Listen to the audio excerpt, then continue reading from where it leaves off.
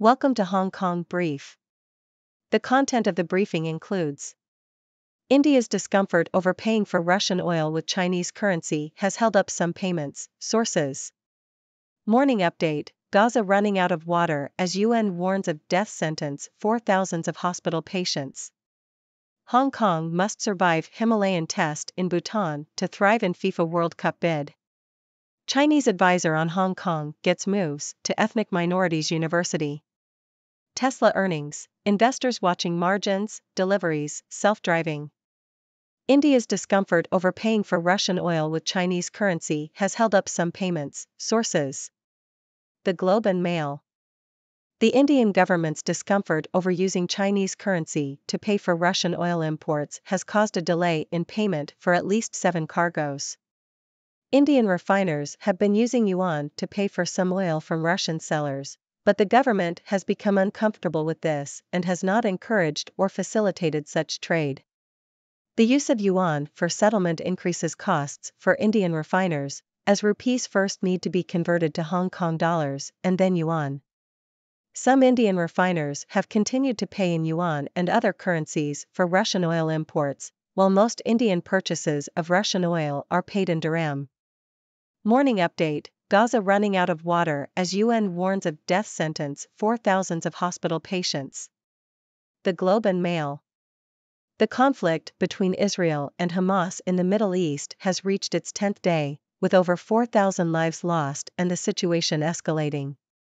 Hopes for a ceasefire in southern Gaza were dashed on Monday, as Israeli bombardments intensified ahead of an expected ground invasion. The conflict has triggered a humanitarian catastrophe in Gaza, with water supplies rapidly dwindling and thousands of hospital patients in severe danger. International concern is growing over Israel's blockade of Gaza's supplies of food, water, fuel, and medicine. The U.S. government is working to prevent the war from expanding into a regional conflict and has vowed to help mitigate the humanitarian crisis. Canada is also dealing with the impact of the conflict, with 300 Canadians, permanent residents, and their families asking the federal government for help leaving Gaza. The situation is being closely watched by markets for signs of escalation and financial fallout. Hong Kong must survive Himalayan test in Bhutan to thrive in FIFA World Cup bid. South China Morning Post. Hong Kong's national football team are being urged to overcome their lack of stamina as they travel to Bhutan for their FIFA World Cup qualifying clash. Despite leading 4-0 on aggregate after the first leg of their playoff, coach Jorn Anderson has admitted that his team has a worrying trend of starting the game at a fast pace only to run out of energy in the second half. The team will also have to adjust to playing on an artificial surface and at an altitude of over 2,000 meters. Chinese advisor on Hong Kong gets moves to ethnic minorities university. South China Morning Post. Jiang Shigong, a Chinese policy advisor who advocated for Beijing's governance of Hong Kong, has been appointed as the vice president of Minzu University of China in Beijing. Jiang is also a standing member of the university's Communist Party Committee. He was previously a professor at Peking University Law School and has served in various roles related to Hong Kong and Macau studies. Jiang was involved in drafting a white paper in 2014 that assessed the implementation of the One Country, Two Systems framework in Hong Kong and has expressed support for China's interpretations of Hong Kong's Basic Law. Minzu University has a focus on building a sense of community for the Chinese nation and is affiliated with the State Ethnic Affairs Commission. Tesla earnings, investors watching margins, deliveries, self-driving. Reuters. Tesla's margins are expected to drop in Q3 and Q4 of 2023 as the company continues to cut prices to boost demand. Analysts predict that margins could dip below 15% in Q4. Investors will also be looking for details on how Tesla plans to deliver a record 476,000 vehicles in Q4 to meet its annual goal of 1.8 million units. They will also be monitoring progress on the Cybertruck launch, developments in full self-driving technology, and updates on the Mexico factory. Airport authorities seize 11 kilograms of suspected cocaine from wheelchair. The Independent. A man with mobility issues was arrested at Hong Kong International Airport after 11 kilograms of suspected cocaine was found stitched into the cushions of his motorized wheelchair.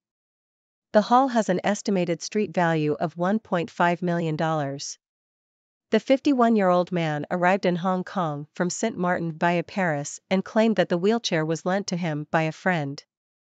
Customs officials became suspicious when they noticed that the wheelchair's seat cushions and backrest had been opened and restitched.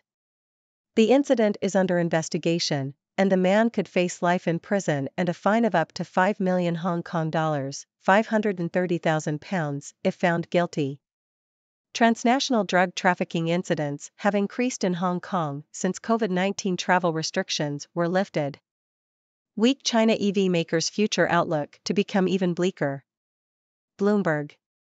China Evergrande New Energy Vehicle Group and WM Motor, two of China's struggling electric vehicle (EV) brands, are facing further financial difficulties. Evergrande NEV has lost $10.8 million for each EV it has sold, while WM Motor has seen sales drop by over 90%. Both companies are struggling to compete in China's crowded EV sector, where dominant players like Tesla and BYD are strengthening their position. Over a dozen other EV brands in China are also facing dwindling sales. The future for these struggling companies looks bleak as sales growth of new energy vehicles slows and exports increase. Adds extra layer, India's reluctance to use yuan holds up Russian oil payments. South China Morning Post. The Indian government's reluctance to allow state-controlled refiners to pay for Russian oil imports with Chinese currency has delayed payment for at least 7 cargoes. The use of yuan for settlement has made the Indian government uncomfortable, prompting some state refiners to stop using it as a payment method. Russian suppliers have been demanding payment in yuan, but Indian refiners have preferred to pay in dirhams. The use of yuan adds extra conversion costs for Indian refiners, as the rupees must first be converted to Hong Kong dollars and then yuan. Hong Kong import scheme for low-skilled labor to undergo half-year review, NGO. South China Morning Post. Hong Kong's labor import scheme, which allows an unlimited number of low-skilled workers to be brought in across 26 job types, will undergo a government review in 6 months, according to local advocacy group the Society for Community Organization, SOCO. The group has demanded a quota for low-skilled workers and expressed concerns that local workers will be overlooked in favor of cheaper imported labor. The scheme, which began accepting applications on September 4, requires employers to carry out a 4-week recruitment drive in Hong Kong before considering applications for foreign workers. Anime product maker Kaiyu said to tap CICC, Morgan Stanley for IPO. Bloomberg. Chinese gaming card and stationery maker Kaiyu is reportedly considering an initial public offering, IPO, in Hong Kong in 2022. The company is said to be working with China International Capital Corporation and Morgan Stanley on the preparations for the share sale. The IPO could raise several $100 million, depending on market conditions. Kaiyu, which is based in Shanghai and Zhejiang, produces collectible cards featuring popular animation characters such as Ultraman and My Little Pony. The company has over 50 intellectual property partnerships and counts Olympic gold medalist Tian Liang and his son as brand ambassadors. Animation-themed collectibles have become popular in China as the middle class is increasingly willing to spend on entertainment. Too many babies, a controlled population fall is good for our planet. SCMP opinion. Hong Kong is uniquely placed to test ways to manage an aging population and falling fertility rates, according to Quentin Parker, an astrophysicist based at the University of Hong Kong. The city has one of the world's lowest birth rates and the longest life expectancy, and could become a beacon of hope for sustainable and benign solutions that can help save the world, Parker said. Haughey destroys elite field in Swimming World Cup after just 13 minutes rest. South China Morning Post. Hong Kong swimmer Siobhan Haughey won gold in the 100-meter freestyle and silver in the 50-meter breaststroke at a World Cup meet in Athens. This adds to her previous victories at the Berlin World Cup meet, bringing her total medal tally to 6. He will appear in the 100m and 200-meter freestyle events at the final World Cup meet in Budapest, and may vary her choice of disciplines. Chinese swimmer Zhang Yufei broke the World Cup best in the 100-meter butterfly, beating Swedish world record holder Sarah Sjöström. In the men's races, Qin Haiyang of China won all 3 butterfly events. Live Markets Britain's growth predictions cut for next year, latest updates. Telegraph. EY has cut its growth forecast for the UK economy in 2024 from 0.8% to 0.7% due to the impact of higher interest rates. Economists also blamed a weaker-than-expected labor market. However, EY upgraded its forecast for 2023 GDP growth from 0.4% to 0.6% after the economy performed better than expected at the beginning of the year. EY said a likely end to interest rate increases, falling inflation, and a return to real wage growth should prevent the UK from falling into a recession. Stock market today, world shares mostly fall, oil prices mixed as investors brace for Gaza invasion. Associated Press. World shares fell and oil prices were mixed as investors braced for an expected invasion by Israel in the Gaza Strip. Israeli forces have positioned themselves along Gaza's border in preparation for a broad campaign to dismantle the militant group Hamas. The conflict has jolted oil markets, adding to uncertainties already hanging over the global economic outlook. The Gaza region is not a major producer of oil, but there are fears that the violence could spill into the politics around the crude market and eventually lead to disruptions in the flow of petroleum, with broad ramifications for many industries. 2 brokers with mainland ties apply for Hong Kong crypto license. Nikkei Asia. 2 cryptocurrency platforms, Yax and Panther Trade, are preparing to apply for retail trading licenses in Hong Kong, according to unnamed sources. Yax is linked to Up Fintech Holding, while Panther Trade is said to have ties to Futu, a firm backed by Chinese tech giant Tencent. The 2 platforms have previously been scrutinized by Chinese financial regulators for helping mainland customers invest in offshore assets.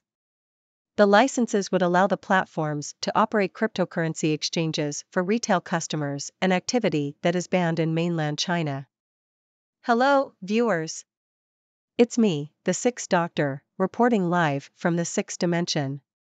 I hope you're all ready for some exciting news updates today. Let's dive right in. In India, there seems to be some discomfort over using Chinese currency to pay for Russian oil imports. This has caused a delay in payment for at least 7 cargoes. It seems that Indian refiners have been using yuan to pay for some oil from Russian sellers, but the government is not too thrilled about it. The use of yuan for settlement increases costs for Indian refiners, so they prefer to pay in dirham instead. Over in the Middle East, the conflict between Israel and Hamas in Gaza is escalating, with hopes for a ceasefire dashed. The situation is dire, with water supplies running out and thousands of hospital patients in danger. The international community is growing concerned about the humanitarian crisis, and efforts are being made to prevent the war from spreading and worsening the situation. In the world of sports, Hong Kong's national football team is gearing up for their FIFA World Cup qualifying clash against Bhutan. They'll need to overcome their lack of stamina and adjust to playing at a high altitude. Meanwhile, a Chinese policy advisor who advocated for Beijing's governance of Hong Kong has been appointed as the vice president of a university in Beijing. It seems like his views align with the party's stance on Hong Kong.